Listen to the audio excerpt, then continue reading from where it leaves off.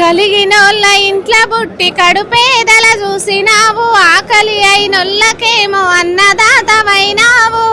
పేద ప్రజల ప్రాణమంటివో మనవినన్న, పేద బతుకు మారాలన్నవు మనవినన్న.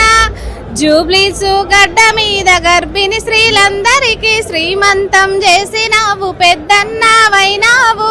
పసిపిల్లల అందరికీ అన్నప్రాసన చేసి, జూబ్లీస్ పిల్లలకు అక్షరాభ్యాసం చేసి, మాకు తోబుట్టువైనావన్నో మనవినన్న. మా పిల్లలకు మేనమామవైనావన్నో మనవినన్న.